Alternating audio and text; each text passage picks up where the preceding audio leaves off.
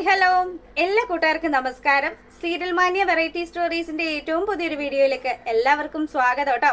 അപ്പൊ ഞാൻ എത്തിയിരിക്കുന്നത് ചെമ്പനീർ പൂവ് സീരിയലിന്റെ ഇന്നത്തെ ആ ഒരു സൂപ്പർ ഹിറ്റ് കഥയൊക്കെ ആയിട്ടാണ്. അപ്പം നമുക്ക് നേരെ രേവതിയുടെയും സച്ചിയുടെയും കഥയിലേക്ക് പോയാലോ. അങ്ങനെതാ നമ്മുടെ രേവതി ആണെങ്കിൽ സച്ചിയായിട്ട് മുട്ട വഴക്കാണ്. അപ്പൊ മാല തന്നെയാണ് വിഷയം. ഇതൊന്നും പറഞ്ഞിട്ടും രേവതിയോട് എന്തൊക്കെ പറഞ്ഞിട്ടും സച്ചിക്ക് പിടിച്ചു നിൽക്കാൻ സാധിക്കുന്നില്ല കേട്ടോ. അവസാനം ദേഷ്യം വന്നിട്ട് എന്നെ ഇവിടെ നിർത്തില്ല എന്നും പറഞ്ഞ് സച്ചിൻ അവിടെ നിന്ന് ഇറങ്ങിപ്പോവാണ്. അപ്പം ഇവൻ നേരെ പോകുന്നത് ഓട്ടത്തിന് തന്നെയാണ്. അപ്പം അച്ഛനാണെങ്കിൽ ഈ കാര്യങ്ങളൊന്നും അറിഞ്ഞിട്ടില്ലല്ലോ.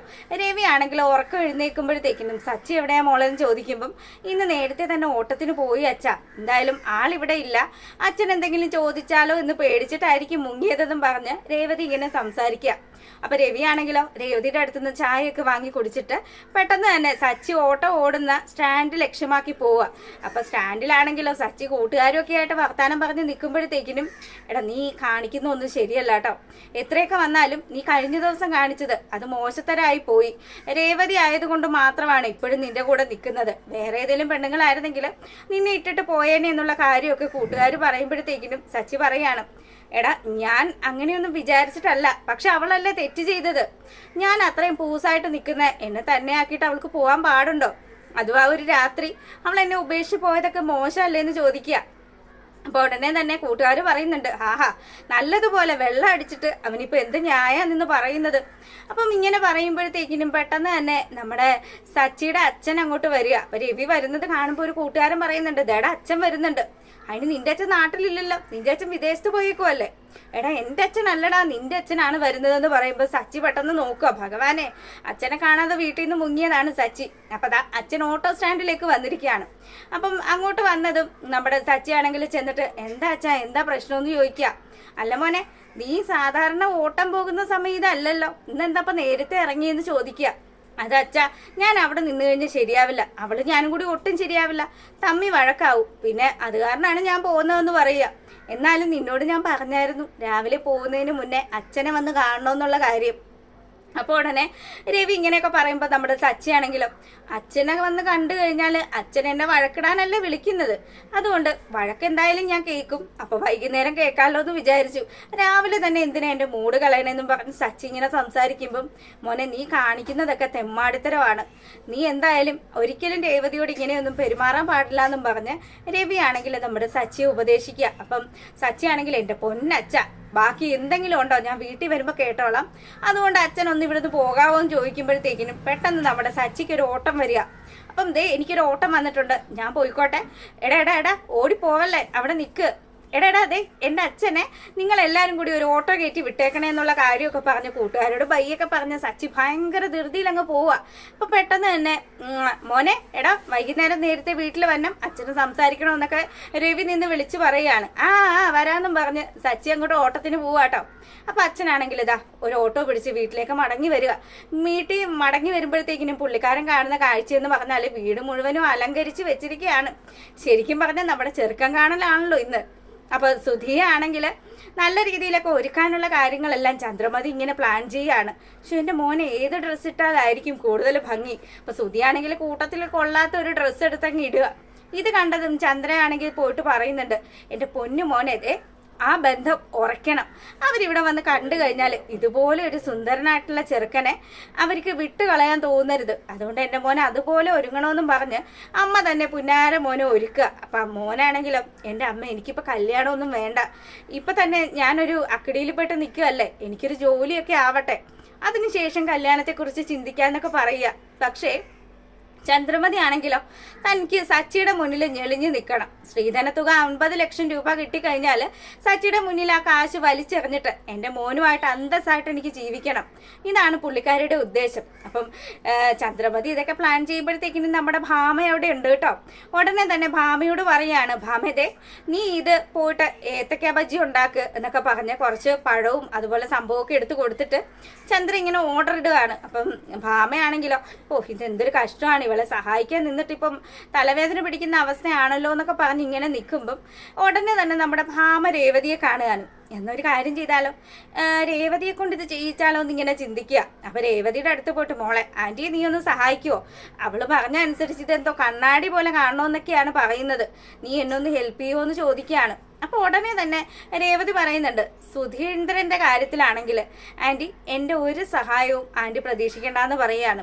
അങ്ങനെതാ രേവതിയുടെ കാല് പിടിച്ച് അവസാനം രേവതി ആണെങ്കിൽ ഞാനാണ് ഇത് ചെയ്തതെന്ന് ഈ വീട്ടിൽ ഒരു മനുഷ്യര് പോലും അറിയരുത്, മോളെ നീ അവന് വേണ്ടി ഉപകാരമൊന്നും ചെയ്യണ്ട, ഈ ആന്റിയെ നിനക്കൊന്ന് സഹായിക്കാമല്ലോ, ആന്റിക്ക് മുട്ടുവേദനയൊക്കെ ഉള്ളതല്ലേ, അപ്പൊ മോളൊന്ന് സഹായിക്കെന്നും പറഞ്ഞ് ഭാമ നമ്മുടെ രേവതിയുടെ കാല് പിടിക്കുക. അവസാനം എന്തേലും ആയിക്കോട്ടെ ഞാൻ ചെയ്തു തരാമെന്നും പറഞ്ഞ് അവൾ അങ്ങനെ നിൽക്കുക. ഈ സമയത്താണെങ്കിൽ രവി വിളിച്ച് നമ്മുടെ സച്ചിയെ വരുത്തുകയാണ്. അപ്പൊ സച്ചി വന്ന പാടെ തന്നെ ഇതെന്താണിത്, ഉത്സവോ, ഇവിടെ എന്താണ് ഇങ്ങനെ പൂവൊക്കെ തൂക്കിയിട്ടിരിക്കുന്നത് എന്നൊക്കെ ചോദിച്ച് ഇവൻ അകത്തോട്ട് കയറി വരുവാണ്. അപ്പോഴാണ് രവി കാര്യങ്ങളെല്ലാം മോനോട് പറയുന്നത്, എടാ സച്ചി, സുധിക്ക് പറ്റിയൊരു ആലോചന നിന്റെ അമ്മ കൊണ്ടുവന്നിട്ടുണ്ടെന്നും അത്യാവശ്യം ക്യാഷുള്ള വീട്ടിലെ ഒരു പെണ്ണാണെന്നും പൈസയൊക്കെ കിട്ടിക്കഴിഞ്ഞാൽ ഉടനെ തന്നെ നീയുമായിട്ടുള്ള ബാധ്യതകൾ തീർക്കാനാണ് ചന്ദ്രമതിയുടെ ഉദ്ദേശം എന്നുമുള്ള കാര്യങ്ങളെല്ലാം സച്ചിയെ പറഞ്ഞ് ബോധ്യപ്പെടുത്തുകയാണ്. അപ്പം ഇതെല്ലാം കേട്ടുകൊണ്ട് നമ്മുടെ രേവതി അങ്ങോട്ട് വരിക കേട്ടോ.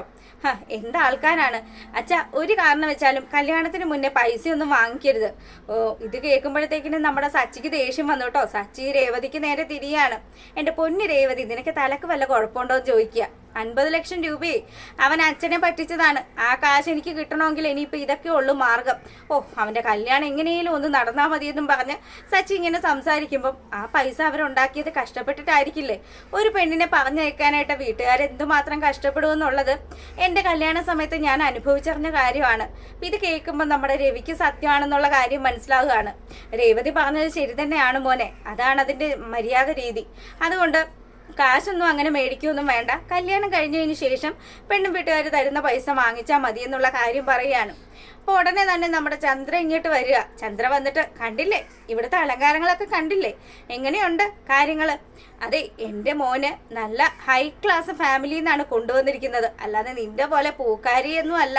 ഇതൊക്കെ കേൾക്കുമ്പോൾ സച്ചിയാണെങ്കിലും അതിനിപ്പോൾ എന്തായാലും കണ്ടറിയാം, എന്തായാലും ഹൈ ക്ലാസ് ഫ്രോഡിനെ ആണല്ലോ അമ്മ അങ്ങോട്ടേക്ക് കൊടുക്കുന്നത്. സാധാരണ എല്ലാവരും ചെറുക്കൻ കൂട്ടരെല്ലാവരും പെണ്ണിൻ്റെ വീട്ടിൽ പോയല്ലേ പെണ്ണ് കാണുന്നത്, ഇവൻ എന്താ ഇത്ര പ്രത്യേകത, ഇവൻ ഇവിടെ വന്ന് കാണാനും വേണ്ടി ഇവൻ എന്താ വല്ല പെണ്ണു ആണോ എന്നൊക്കെ ചോദിക്കുകയാണ് സച്ചി. അപ്പൊ ഇങ്ങനെയൊക്കെ പറയുമ്പോൾ നമ്മുടെ ചന്ദ്രമതിക്ക് തീരെ ഇഷ്ടപ്പെടുന്നില്ല. എൻ്റെ പൊന്ന് സച്ചി നീ ഒന്ന് അടങ്ങെന്നും പറഞ്ഞ് രവി ആണെങ്കിൽ മോനെ അടക്കി നിർത്താൻ ശ്രമിക്കുകയാണ്. പെട്ടെന്ന് തന്നെ ഞാൻ ആ മണവാളനെ ഒന്ന് പോയി കാണട്ടെ എന്നും പറഞ്ഞ് സുധിയുടെ റൂമിലേക്ക് ചെല്ലുക കേട്ടോ. അപ്പൊ സുധിയാണെങ്കിലോ അവിടെ ഒരുങ്ങി കെട്ടിയിരിക്കുക. ഈശ്വര, ഇത് എന്താണ് ഈ കാണുന്നത്? എടാ നിന്നെ ബ്രൂട്ടീഷ്യൻ വല്ലരും വന്നിട്ടാണോ ഇങ്ങനെ ഒരുക്കിയത്? ഭയങ്കര ഗ്ലാമറായിട്ടാണല്ലോ ഇരിക്കുന്നതെന്നൊക്കെ പറഞ്ഞിട്ട് വാരാൻ തുടങ്ങി. എൻ്റെ പൊന്ന് സച്ചി, നീ നിന്റെ പാട് നോക്ക്, ഞാൻ എങ്ങനെയും ഇരുന്നോട്ടെ എന്നും പറഞ്ഞ് സുധിയാണെങ്കിലും സച്ചിയോട് ഇങ്ങനെ സംസാരിക്കുകയാണ്. അപ്പൊ സച്ചി ആണെങ്കിലും എന്തായാലും നീ ഒരു പെണ്ണാച്ചിയാണെന്നുള്ള കാര്യം എനിക്ക് ഇപ്പോഴാണ് മനസ്സിലായത്. സാധാരണ പെണ്ണുങ്ങളൊക്കെ നമ്മൾ അവിടെ പോയല്ലേ കാണുന്നത്, ഇതിപ്പോൾ പെണ്ണിൻ്റെ വീട്ടുകാർ ഇവിടെ വന്ന് കാണണമെങ്കിൽ സമ്മതിക്കണം കേട്ടോ. എന്തായാലും ഈ കല്യാണം നടന്നു കഴിഞ്ഞാൽ എൻ്റെ കാര്യം സെറ്റിലാവുമല്ലോ, എനിക്കത് അറിഞ്ഞാൽ മതിയെന്നും പറഞ്ഞ് സച്ചി അവിടെ നിന്ന് പോരുമ്പോഴത്തേക്കിനും ആണ് നമ്മുടെ സത്യഭാമ നിന്നുകൊണ്ട് മറ്റേ ബജി ഉണ്ടാക്കുന്ന കാര്യം കാണുന്നത്. ഇതെന്താണ് ഭാമ ഈ ഉണ്ടാക്കി വെച്ചിരിക്കുന്നത്? ചന്ദ്രമതി ചെന്നിട്ട് പറയുകയാണ്, ദേ കണ്ണാടി പോലെ ഇവിടെ ഒന്ന് നോക്കിയാൽ ഇപ്പുറത്തെ വശം കാണണം, അതുപോലെ ക്ലിയർ ആയിട്ട് ഉണ്ടാക്കണം, എന്നാലല്ലേ അവർക്കൊരു മതിപ്പൊക്കെ തോന്നുള്ളൂ. എൻ്റെ പൊന്നു ചന്ദ്ര, എനിക്കറിയാവുന്ന പോലെയാണ് ഞാനിപ്പോൾ ചെയ്തു വെച്ചിരിക്കുന്നത്. പിന്നെ നിന്റെ മകൻ്റെ കാര്യമായതുകൊണ്ട് തന്നെ നിന്റെ മരുമകൾ ഒരു കൈ പോലും എന്നെ സഹായിക്കില്ല. അല്ലെങ്കിലും അവളുടെ സഹായം എന്തിനാണ്? ഒരു കാര്യം ചെയ് ഭാമാൻറ്റി, ദേ ഇപ്പറേ കൂടി ഒരു ഊട്ടം അങ്ങോട്ട് ഇട്ട് കഴിഞ്ഞാൽ പിന്നെ ഇതിലേക്ക് അകത്തൂടി നോക്കിക്കഴിഞ്ഞാൽ അപ്പുറത്തേക്ക് നാളെ കാണാമല്ലോ, അങ്ങനെ ഉണ്ടാക്കി നോക്ക്, അത് നല്ല ഐഡിയ ഇരിക്കുമെന്ന് സച്ചി പറയുകയാണ്. എന്താടാ നീ വലിയ വർത്താനമൊന്നും പറയണ്ടെന്ന് പറഞ്ഞ് ചന്ദ്രമതി ആണെങ്കിലും സച്ചി അവിടുന്ന് പായിക്കുകയാണ് കേട്ടോ. അപ്പോൾ ഉടനെ തന്നെ നമ്മുടെ ഭാമയാണെങ്കിൽ എൻ്റെ പൊന്നു മോളല്ലേ ആൻറ്റി ഒന്ന് സഹായിക്കടി, ഇനിയിപ്പം മറ്റാരുടെയും സഹായം ചോദിച്ചിട്ട് ഒരു കാര്യമില്ല, നിൻ്റെ അമ്മായിയമ്മയാണെങ്കിൽ ഇതെല്ലാം എൻ്റെ പടലേക്ക് വെച്ച് തന്നിരിക്കുകയെന്നും പറഞ്ഞ് പെട്ടെന്ന് തന്നെ നമ്മുടെ രേവതിയെ വിളിച്ച്, അപ്പോൾ രേവതി ആണെങ്കിൽ ആയിക്കോട്ടെ എന്നും പറഞ്ഞ് ആൻറ്റിക്ക് വേണ്ടി മാത്രം, ആൻറ്റിയെ മാത്രം ഞാൻ സഹായിക്കാമെന്നും പറഞ്ഞ് അവളത് ഉണ്ടാക്കാൻ കൂടുകയാണ്. അപ്പോൾ ഈ സമയത്താണെങ്കിലോ ചെറുക്കനെ കാണാനായിട്ട് വരാനിരുന്ന ആൾക്കാരുടെ വീട്ടിൽ നിന്നും ഒരു ദൂതൻ എത്തുകയാണ്. ദൂതൻ എന്ന് പറഞ്ഞാൽ ഡ്രൈവറാണ് കേട്ടോ. പുള്ളിക്കാരൻ വരുന്നത് കാണിച്ചുകൊണ്ടാണ് നമ്മുടെ ഇന്നത്തെ കഥ അവസാനിക്കുന്നത്. എന്തായാലും കല്യാണം നടക്കുമോ ഇല്ലയോ എന്നുള്ള കാര്യങ്ങളെല്ലാം നമുക്ക് വഴിയെ കാണാം. അപ്പോൾ എല്ലാവർക്കും നല്ലൊരു ദിവസമൊക്കെ ആശംസിച്ചുകൊണ്ട് നമ്മൾ വീഡിയോ വൈൻഡപ്പ് ചെയ്യുന്നു. താങ്ക്